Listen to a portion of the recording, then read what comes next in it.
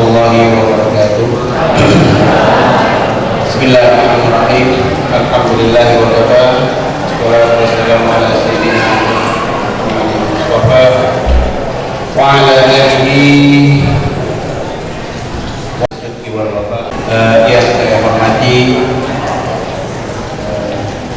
Ketua DKK, pengurus masjid Baitur Rahman, yang saya hormati para alim ulama, para asatidzah, guru-guru, dan juga para ibu-ibu yang tercinta. Saya diberi kesempatan untuk membahas Isra dan Mi'raj ini secara dari perspektif saya. Memang ini agak sedikit menyelipat, ya, terutama berkaitan dengan teori relativitas. Tapi saya akan coba memberikan analogi yang sederhana mungkin. Ya. Mudah-mudahan kita sama-sama dapat memahami. Ma'asyiral muslimin rahimakumullah. Peristiwa Isra Mi'raj ini adalah peristiwa yang fenomenal, yang dahsyat, yang tidak pernah terjadi sebelumnya dan tidak akan pernah terjadi sesudahnya. Sebelum Nabi Muhammad, kalau peristiwa Isra Mi'raj ini perpindahan dari Makkah ke Baitul Maqdis, kemudian ke Sidratul Muntaha. Sebelumnya ada juga perpindahan, yaitu ketika Nabi Sulaiman meminta pada stafnya untuk memindahkan istana Balqis dari Yaman ke Baitul Maqdis. Nah, cuma ini sifatnya horizontal, tapi kalau Isra dan Mi'raj ini sifatnya horizontal dan vertikal. Dimensinya lebih tinggi, bahkan fisikawan mengatakan ini 9 dimensi. Kalau kita kenal 4 dimensi, waktu dan waktu. Nah, ini udah mulai terlibat ya, mudah-mudahan nggak jadi iya. Nah, waktu itu, waktu Balqis dalam perjalanan, Nabi Sulaiman minta kepada stafnya, siapa yang bisa memindahkan singgasana Balqis sebelum dia sampai. Ada Ifrit minal jin, ya. Ifrit ini, jin ini banyak macam-macamnya. Ada iblis dari Ablasa, itu yang sudah putus asa gak bakal bisa masuk surga, namanya iblis, kafir tentunya. Ada syaitan ini gila, katanya diambil dari syafona, paling kiri. Jadi kalau kiri ini biasanya jelek kan, jadi paling bejat. Nah, Ifrit ini yang paling buadel. Jadi Ifrit, kata Ifrit, aku bisa pindahkan istana Balqis sebelum kau bangkit dari itu. Ifrit ini jin ya. Nanti saya akan bandingkan antara malaikat dan jin dari segi penciptaannya. Ada kemiripan yang dibahas oleh Bapak ini guru saya sebagai gelombang ini. Akhirnya ada seorang hamba Allah, manusia, yang mengatakan bahwa aku mampu memindahkan istana Balqis dari Yaman ke Baitul Maqdis belum mata kamu berkedip, yaitu namanya Barkhia. Ya, kalau nggak salah di beberapa dikatakan ini anak dari pamannya di masa depan keluarga, dan ini orang yang mengerti agama. Ternyata manusia lebih hebat dari jin, asal tahu kitab, tahu agama, walaupun jinnya tidak kelihatan. Kemudian selanjutnya, ya saya panjang ini, ya yang kedua yaitu ketika Nabi Isa diangkat ke langit. Ini juga perjalanan vertikal, jadi horizontal, kalau bisa vertikal, jadi setengah-setengah. Nabi Muhammad ini menggabung dua-duanya. itu juga orang berbeda pendapat apakah Nabi Isa cuma ruhnya saja yang dicabut ke atas atau ruh dan jasad. Tapi Al-Quran menegaskan bahwa dikatakan bal rafa'ahu ilaihi. Jadi hu-nya ini artinya dia ini ruh dan jasad. Kalau ruhnya saja, Al-Quran mengatakan bal rafa'aha, maka diangkat ruhnya kepadanya. Itu bal rafa'ahu. Jadi ruh dan jasad. Kalau kena ruh mana jadi bal rafa'aha, selesai permasalahan.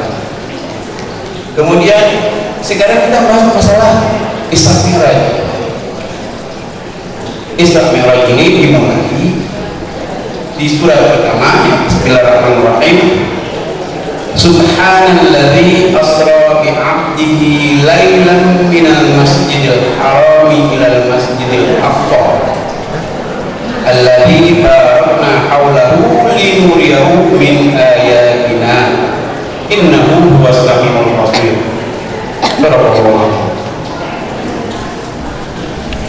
Domainnya adanya di iman. Jadi logika tidak bisa berfungsi di sini kalau subhana. Jadi lihat coba subhana, menciptakan manusia ini makhluk yang asli takwim, paling mulia, diberi otak. Jadi kalaupun iman di sini adanya di ranah iman, Ibrahim juga pernah minta Rabbi arini kaifa mauta, ya Tuhan, perlihatkan aku bagaimana kau hidupkan yang sudah mati. Allah tu'min, apakah kamu terima? Saya analisa ini, walaupun ini domainnya sudah masalah iman ya, itu orang dulu udah iman aja, subhanallah. Oleh karena itu, ini peristiwa Isra Mi'raj ini terjadi pada Nabi Muhammad dan di akhir zaman, yaitu pada saat ilmu pengetahuan akan bergerak pada puncaknya. Kemudian alladzi asra ini memperjalankan di waktu malam. Loh, kalau kita lihat nabi-nabi terdahulu mukjizat terjadi di siang semua. Nabi Ibrahim dibakar, ya. Nabi Nuh banjir, ya. Nabi Musa membelah laut, ya. Bukan mayat yang sudah mati, ya. Nabi Yunus juga, ya. Tapi kenapa kok Nabi Muhammad justru lailan malam orang pada tidur? Dan mujizat itu orang pada tidur. Umat-umat yang lain, Nabi Ibrahim dibakar siang hari, tidak kebakar. Ya, Al-Quran dikatakan ini kan ya lalu buni badan wassalaman ala Ibrahim. Kalau memang sampai badan saja, Nabi Ibrahim mati ke dalam api karena dingin. Padahal dalam api. Nah, nanti proses ini kausalitas yang bakar itu dalam fisika. Jadi kalau tidak ada badan dingin tapi yang salaman, yang minyak tulis kuning selamatan, ya seperti kayak gini lah, ada itu. Tapi kalau sampai badan saja, niscaya Nabi Ibrahim mati beku di dalam api. Tapi Allah yang banyak masalah. Nabi Isa menghidupkan mayat yang sudah mati berapa hari, yang sudah mati ratusan hari. Wa awsani bis-sholati waz zakati ma dumtu hayya. Dia memerintahkan pada mendirikan sholat. Nah, ini kaitannya nanti dengan hadiah oleh Isra Mi'raj. Ya, yaitu Allah yang Nabi membawa perintah sholat, waz zakat, dan zakat selama hidup. Jadi zakat bukan zakat fardu aja, bukan zakat mal aja, ini zakat tahu. Lanjutkan. Ini kalau diterangin panjang ya, karena waktunya juga ini Bapak Moderator udah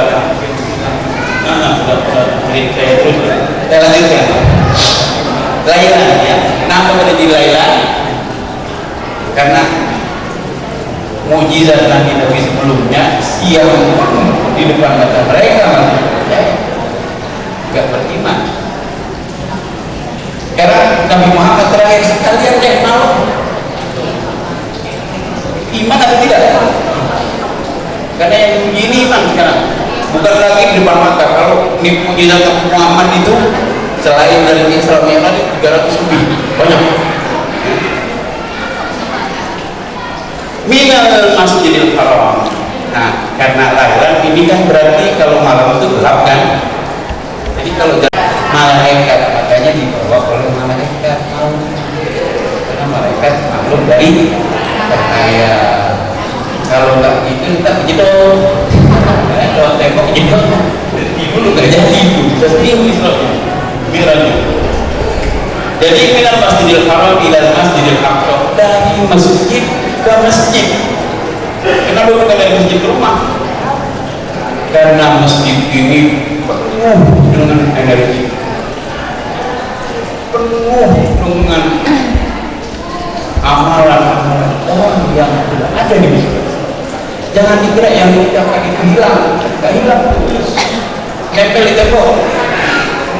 Tasbih, tahmid, ibu, bapak-bapak itu nempel di tembok. Nanti kembalinya ke rumah ketik nih. Kita bisa melihat hanya kebatas. Kalau kita bisa lihat itu, nanti saya waduh orang banyak banget jadi kiri kita tidak bisa ada. Cuma kita tidak bisa lihat. Kalau kita lihat bisa nanti orang ujung kabur, ya kan? Makanya rumah yang sering dizikirkan, dibacakan Al-Quran, suasananya hangat. Dan itu energi itu apa sih? Apa ini? Tenaga. Dari masjid ke masjid, dari Masjidil Haram ila Masjidil Aqsa, dari Masjidil Haram ke Masjidil Aqsa. Ya, dari masjid, dari tempat gudangnya energi ke gudang ini kan. Jadi kalau rumah belum tentu. Yang sholat di rumah itu anggota keluarga. Kalau lagi liburan begini, ya orang tua, dia sopasi sholat, nggak ada kan. Tapi kalau masjid ada. Kalau tidak ada manusia, ada makhluk lain yang kita kadang tidak sholat. Wah, saya pernah sholat di belakang saya ada makhluk yang kadang-kadang kelihatan, kadang-kadang hilang. Makanya kita bagi sholat nanti saya cuma sendiri dalam sholat apa? Ternyata pas saya ini di belakang saya ada orang pakai kain kotak-kotak, kadang-kadang nampak, kadang-kadang hilang, kadang-kadang hilang. Pas saya ngurus masjid, Pak, ada yang sholat di sholat ya? Iya deh, jangan takut, balik, gue pantas biar kita sholat untuk kita yang itu kan. Ilal Masjidil Haram, ilal Masjidil Haram, ilal Masjidil Aqsa. Dari Masjidil Haram ke Masjidil Aqsa. Alladzi barakna haulahu. Jika keberkahan di sekitarnya, yaitu diantaranya apa? Banyak pohon-pohonan yang subur, ya pohon indah itu. Kemudian makam nabi-nabi yang terdahulu. Dan apa yang lagi lihat dalam perjalanan. Jadi kata-kata lailan di sini asra di abdi lailan sebagian dari malam. Karena ada riwayat waktu Nabi berangkat Isra bulan Mi'raj sampai balik lagi tempat tidurnya masih hangat. Jadi kira-kira berapa lama? Ya, ukurannya mungkin menit kali. Ya, nah kenapa kok bisa perjalanan jauh seperti itu? Menit. Nah, nanti tadinya kira-kira kita. Mudah-mudahan saya bisa memahami dengan pendekatan yang simpel. Mudah-mudahan itu linuriyahu min ayatina, ya, agar kami perhatikan kepadanya sebagian tanda-tanda kekuasaan kami. Di antaranya ini berangkat dari Arab itu jaraknya 1350 km. Jadi ukuran perjalanan normal 3-4-5 hari. katakan jaraknya 1.500 kilometer. Itu baru Masjidil Aqsa, belum nanti dari Masjidil Aqsa ke Sidratul Muntaha. Innahu, sesungguhnya Allah itu Sami, pasti kalau Nabi Muhammad menceritakan ini kepada umatnya, pasti ada yang berbicara mana naik kendaraan sebulan kok bisa berangkat malam sebelum sebulan nih Mekah, balik lagi. Allah tahu ini dengar semua dan melihat semua apa yang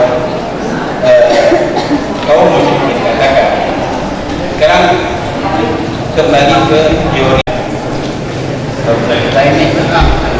Sebetulnya saya pernah tulis di majalah MUI bahwa yang membahas masalah legislatif bukan Islam, Al-Hindi, ulama Islam. Ya, abad 8. Sedangkan ini abad 20. Berapa tahun? 12 abad. Cuma karena ini sulit dijangkau oleh otak, jadi jarang yang ini. Jadi begini, bahwa suatu benda kecepatan sinar itu 300.000 km per detik. Jadi jarak hanya panarukan itu 150 kali bolak-balik. Kayak gitu.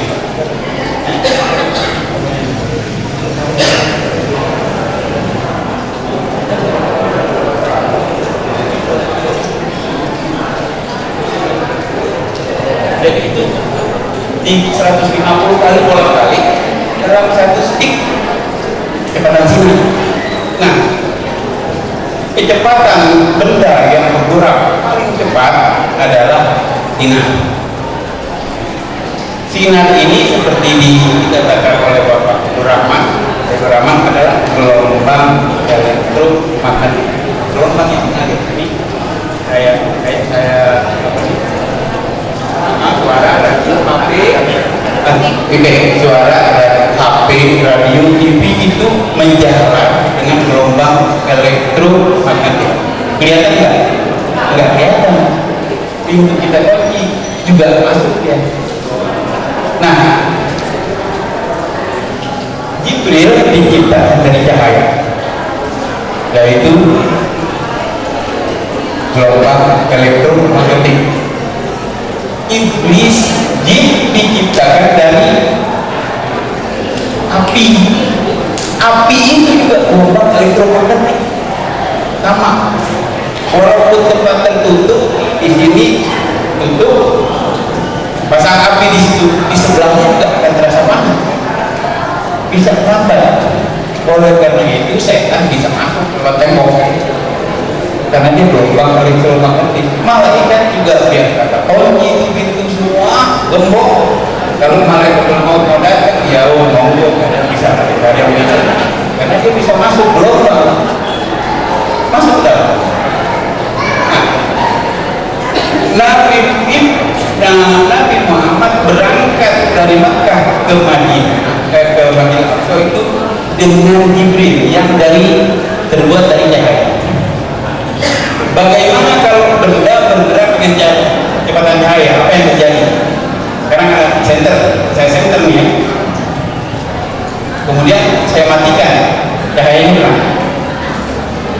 hilang, diserap oleh sendiri. Jadi kalau benda bergerak dengan kecepatan cahaya, dia menjadi cahaya. Ketika energinya habis, menguap. Nah, kalau orang bergerak nggak usah dengan kecepatan cahaya ya, 3/4 dari kecepatan cahaya, waktu bagi dia itu lambat.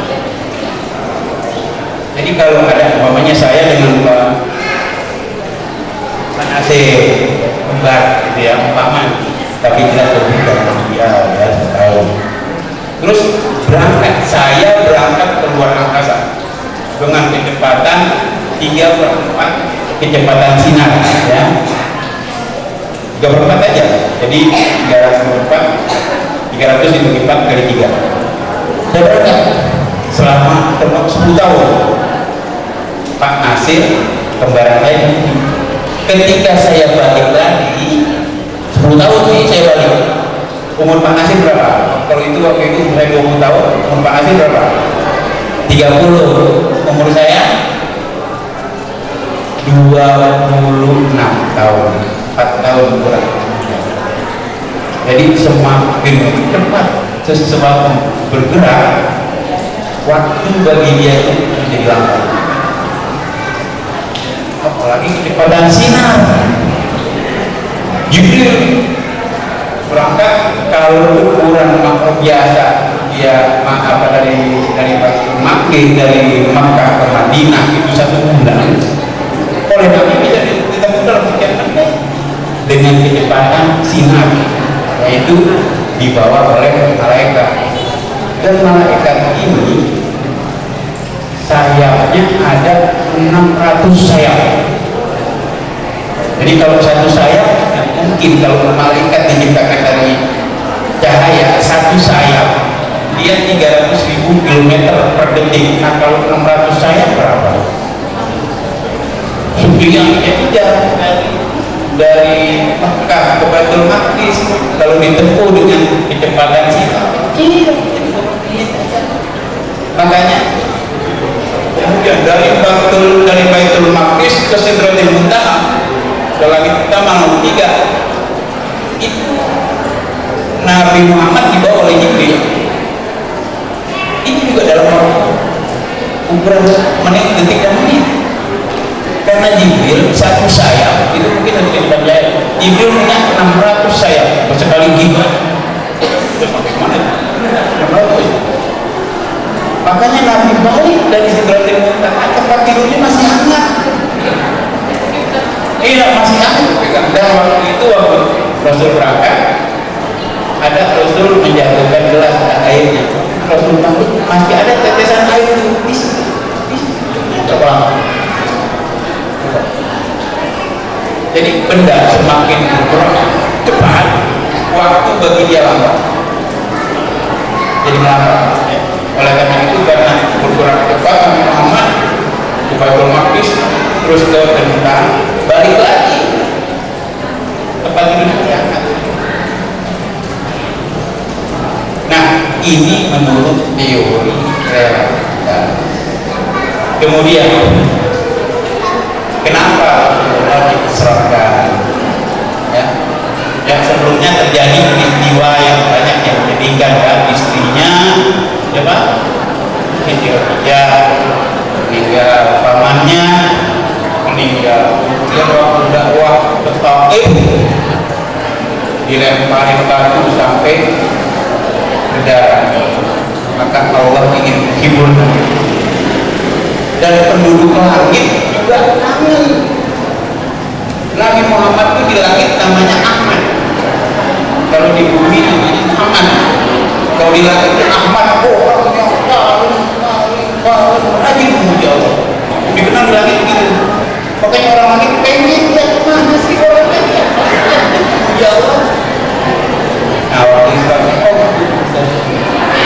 kalau di dunia ini namanya Muhammad, di langit namanya Ahmad, yang paling rajin. Makanya orang langit itu pengen banget itu. Nah, Rasulullah singkat saja dia berangkat di sana, kemudian mendapat perintah untuk melakukan sholat sebanyak 5 waktu. Dan kita sholat didapatnya di mana? Di langit. Ya, rukun Islam yang 5 cuma 1 yang diterima di langit, yaitu sholat. Karena sangat pentingnya dibompak otak jadi segar. Kalau jadi segar, berpikir pasti berpikir apa? Oleh karena itu bisa orang setelah sholat itu bisa mencegah dari pekerjaan keji dan sholat itu lagi. Karena waktu sujud itu dipompak. Waktu sujud itu oksigen dipompak ke otak. Itu makanannya otak itu adalah oksigen dan apalagi gula-gula. sebetulnya ada masalah wudhu ya, wudhu. Jadi wudhu itu waktu Nabi balik ke Mekah itu sebelum subuh, tapi waktu itu nggak ada perintah sholat subuh karena Nabi belum diajarkan oleh Jibril. Jadi Nabi belajar sholat oleh Jibril, juga belajar wudhu. Jadi makanya ada waktu fadilah, ada waktu ini itu zuhur nggak pas, moncong, terus pertengahan, terus akhir. Fadilah ini segala macam itu diajarkan oleh Jibril.